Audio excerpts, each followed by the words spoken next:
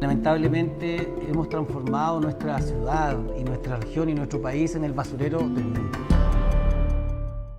The Rana Plaza was home to shops, a bank, and clothing sweatshops.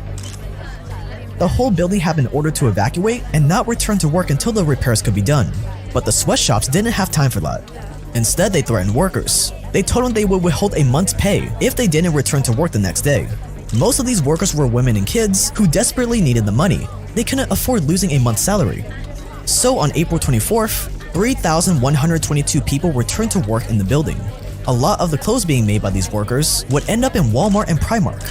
The sweatshop owners knew the risk, but they forced the workers to go anyways. And just a few hours after the sewing machine started up, catastrophe hits.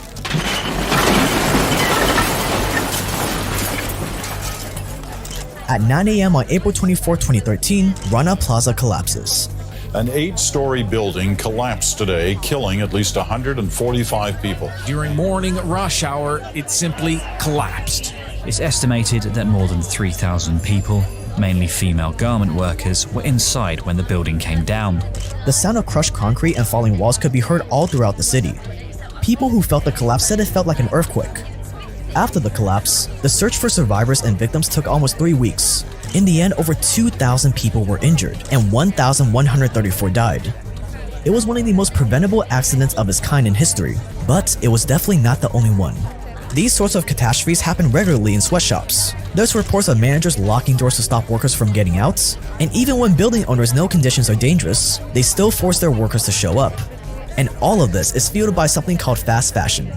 Today, the average piece of clothing in America is worn just 7 times before it gets thrown out. And 1 out of every 10 pieces of clothing in fast fashion stores don't even get bought. They just end up in landfills. And the only way these insanely low prices are possible are with sweatshops, of course, with some of the worst working conditions in the world. In Uzbekistan, the government owns most of the land, and farmers have to lease it in order to plant crops like cotton.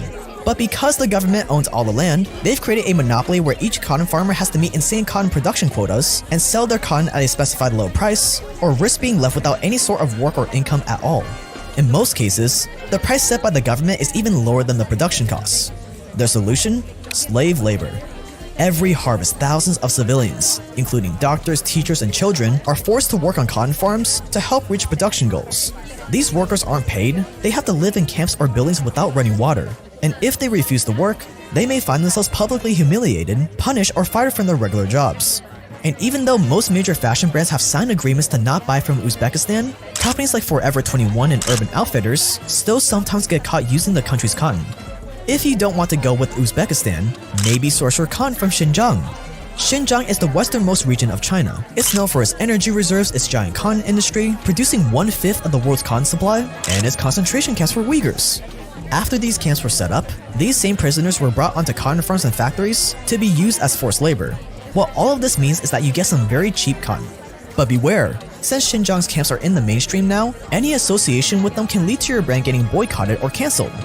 But since it supplies 1/5 of the world's cotton supply, and that China is so opaque, you have some plausible deniability.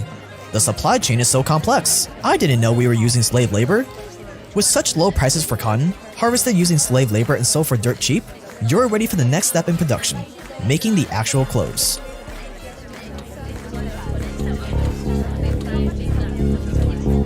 The people who produce the clothes, they're mostly women and children who work over 12 hours a day. 170 million children are spending their days working in some of the worst conditions on the planet.